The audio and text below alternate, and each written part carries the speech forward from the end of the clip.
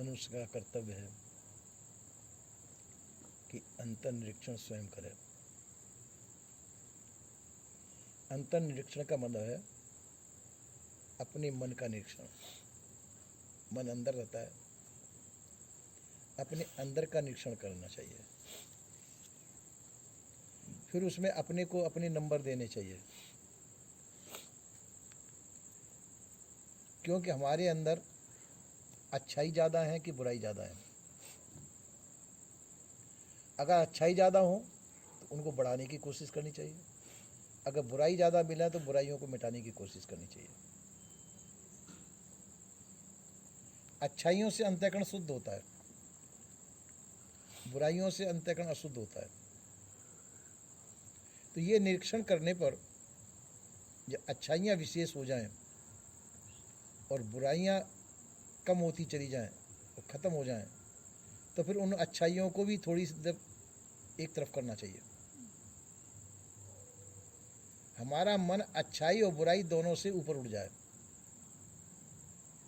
अच्छे विचार हों या बुरे विचार हों, दोनों विचारों से जब ऊपर उठ जाता मन, जब आपको जो है भजन करने में सहायता होती है। अगर बुराई से निकल के अच्छाई में यदि प्रवृत्त रहेंगे तो अच्छाई के विकार भी रहेंगे, वो भी विकार ही हैं। जैसे पहले मारने काटने के विचार आते हों, उसको मिटा दिया तो फिर जाके ऐसे विचार आने लगेंगे, अच्छे विचार आने लगेंगे। कहीं किसी से मित्रता करना, कहीं बैठना उठना, अच्छी बातें करना, सत्संग वगैरह की बात आने लगेंगी। पर वो भी भजन के अंदर बाधक है उस समय के लिए। तो अच्छाई और बुराई दोनों विचार जिस समय रुक जाते हैं, न अरे अच्छे विचार हों न गलत विचार हों, बुरे से तो अच्छे अच्छे हैं, और जबकि भजन के लिए तो अच्छे और बुरे दोनों ही बाधक हैं। तो दोनों को ही एक तरफ कर देना पड़ता है। जैसे तुमने कोई कूड़ा करकट हो रहा था आंगन में, तुम्हारे में कूड़े करकट को झाड़ू से एक तरफ कर दिया, फिर आपने फूलों का काम पड़ा, फूल अच्छे देखे थे तो फूल भी आपने डाले, तो फूल भी 2-4 घंटे पीछे कूड़ा ही हो जाएंगे, है ना। उनको भी हटाना पड़ेगा कि नहीं, है ना। इसी प्रकार से हमारे अंतःकरण में बुराई तो बुराई है ही, वो तो हटानी चाहिए। पर जो अच्छाई जिसको हम कहते हैं, अच्छे विचार या शुभ विचार भी कहते हैं, वो भी कूड़ा करकट ही हो जाते हैं कुछ समय बाद में। तो उनको भजन के लिए वो भी बाधक है, तो उनको भी थोड़ा एक तरफ करना पड़ता है, साइड में करना पड़ता है, जब जाकर के ऊपर आप अपनी स्थिति में पहुंचेंगे। जिस समय शुभ और अशुभ दोनों, शुभाशुभ विचारों से रहित आपका अंतःकरण हो जाए,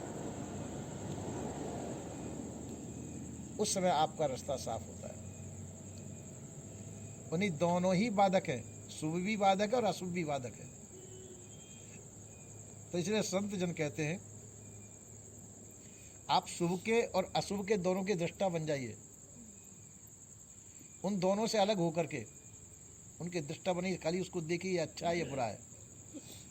बुरे को त्यागो मत और अच्छे को ग्रहण मत करो, एक तरफ पड़ा रहने दो, उन बस खाली दृष्टि रखिए और एक तरफ कर दिया। मतलब उनसे अपने आप को अलग कर लीजिए। या अपने आप को अलग कर लेंगे उससे, तो आप उससे ऊपर उठ जाएंगे। और जिस समय ऊपर उठ जाएंगे तो आपके अंदर वो योग्यता हासिल होगी कि जो आप उनसे अलग होकर के आप स्वतंत्रता, स्वाधीनता प्राप्त कर सकें। स्वतंत्रता दो तरह की है, शारीरिक स्वतंत्रता और मानसिक स्वतंत्रता। शारीरिक स्वतंत्रता उसे कहते हैं कि जो जैसा हमारे शरीर को अच्छा लगता है वैसा करें, शरीर को जैसा अच्छा लगे। जैसे कोई चीज़ है आपको नुकसान करती है, पर खाने में आपको स्वादिष्ट लगती है, और उसको खाएंगे तो आपको तकलीफ भी होगी। तो ये स्वादासक्ति, तो ये शरीर की स्वतंत्रता हुई कि अब शरीर की स्वतंत्रता पा करके हम शरीर को रोगी बना सकते हैं। शरीर के अंदर कई ऐसी आदत डाल लेते हैं, देर से जगने की आदत डालें, आलस, प्रमाद आदि हमारे शरीर में बस जाए, उसका भी असर शरीर पर गलत पड़ता है। ये शारीरिक स्वतंत्रता हुई। और मानसिक स्वतंत्रता उसे कहते हैं कि जिस समय मन के अंदर से सभी विचार निकल जाएं, मन के अंदर शुभ विचार भी नहीं रहे, अशुभ विचार भी नहीं रहे। हालांकि ज़्यादा समय के लिए नहीं रहेगा, ऐसा थोड़ी समय के लिए रहेगा, पर यह कि मन के अंदर से जिस समय पर शुभ और अशुभ दोनों प्रकार के विचार निकल जाएं, निर्विचार स्थिति हो जाए, वो स्थिति में थोड़ा ठहरना चाहिए। जब समझिए कि हम कुछ कर रहे हैं और जब तक हमारे अंदर तांता लगा हुआ है, कभी अशुभ विचार आते हैं, कभी शुभ विचार आते हैं, हम अशुभ विचारों को गलत समझ के एक तरफ करते हैं और शुभ विचारों को अच्छा समझते हैं, उनको हम संजोते हैं। तो इसीलिए जो शुभ विचारों को, ठीक है, अशुभ विचारों से शुभ विचार अच्छे होते हैं, ये तो सही है, पर अशुभ विचार जिस समय अपन ऊपर उठना चाहते हैं दोनों से, तो उस समय अशुभ और शुभ दोनों विचारों को हटा देना पड़ता है। तो इसी प्रकार से संसार के त्रिगुणात्मक बोझ हमारे ऊपर लदे होते हैं, जिसको कहते हैं सतोगुण, रजोगुण, तमोगुण।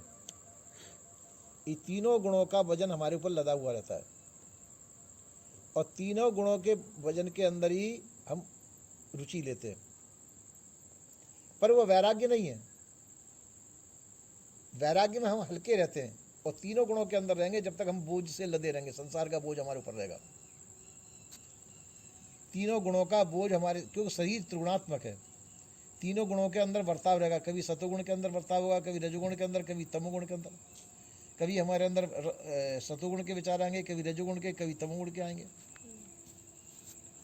पर इन तीनों प्रकार के गुणों से जब ऊपर उठ जाए हम, जैसा अभी मैंने समझाया, तो तीनों गुणों से ऊपर कहा भी, सुनौ तात सो परम विरागी, तृण सम सिद्धि तीन गुण त्यागी।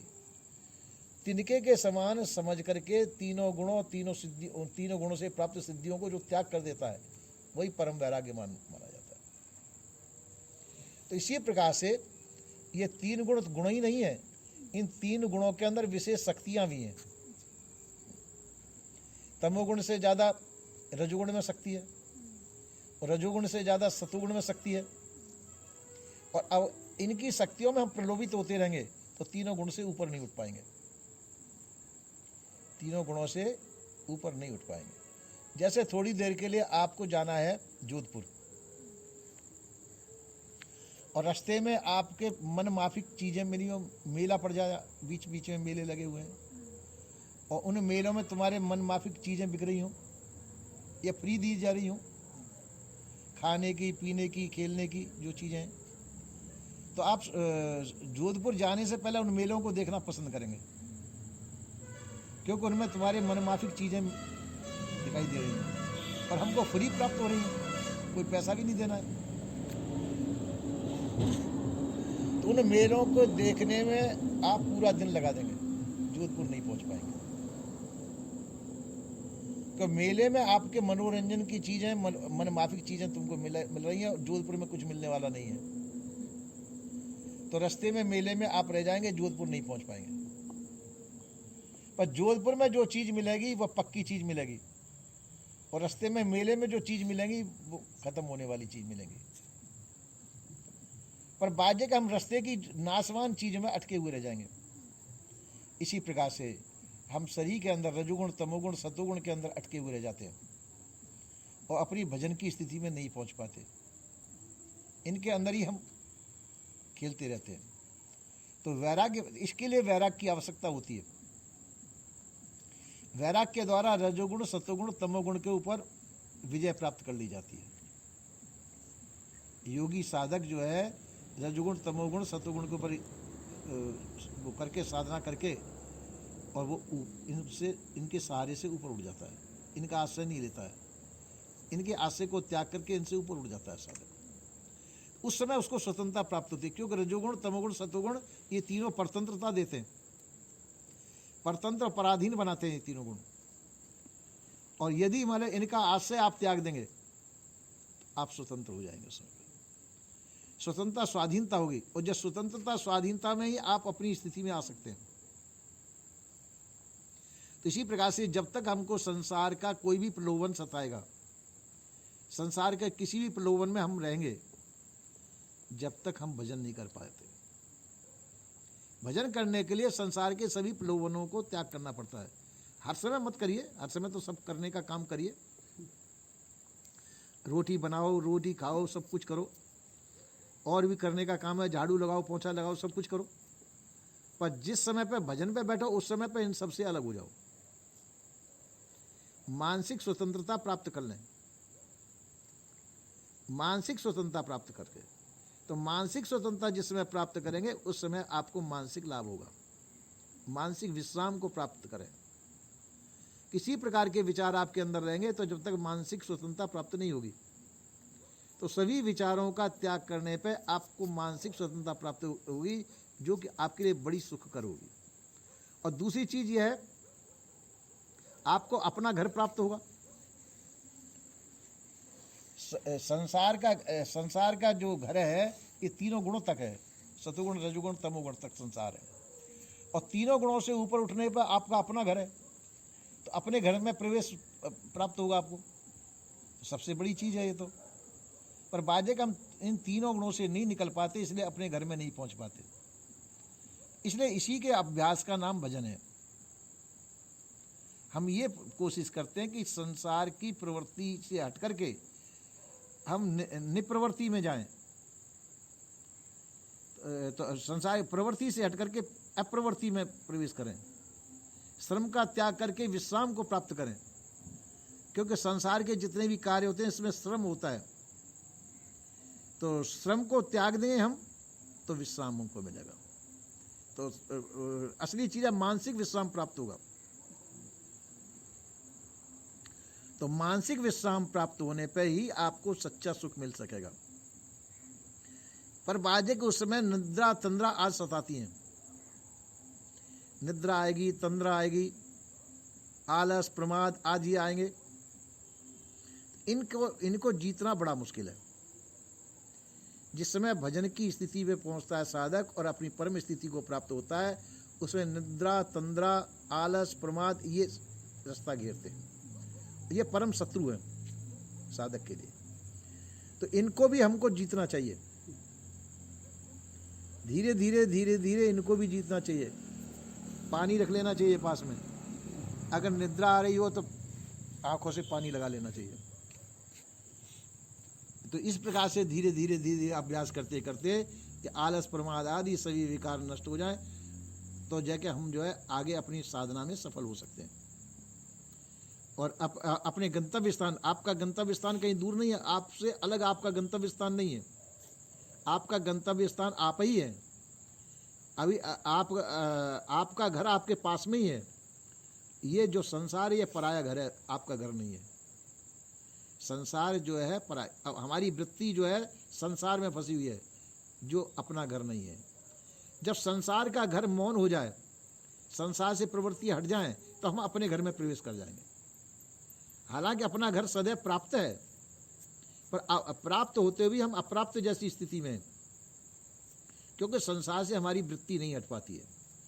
तो ऐसा अभ्यास करना चाहिए धीरे धीरे धीरे धीरे कि संसार से वृत्ति को निकालते जाएं धीरे धीरे, और हमको अपनी अनुभूति होना भी अंतःकरण का विषय है। उस समय अनुभूति भी नहीं होती है। अनुभूति होगी तो अंतःकरण चालू हो जाएगा। वहां पे अपना बस खाली चेतन मात्र है, इतना ही भाव रहता है, पर उसका अहम नहीं रहता है। तो अंतःकरण जहाँ मौन हो जाता है तो वहाँ ये भी स्थिति नहीं रहती है, ये अहम भी मिट जाता है। तो इसलिए फिर अंतःकरण चालू होता है जब अपना भाव प्रकट होता है, फिर सब चीज़ परखने में आती है। और तो इस प्रकार से उस स्थिति को करने के लिए इसका नाम भजन की स्थिति है। कहने में मैंने सरलता से कह दी है, करने पे तुम लोगों को मालूम पड़ेगा, है ना। तो उस स्थिति को बनाना चाहिए। बोले श्री सद्गुरुदेव की जय।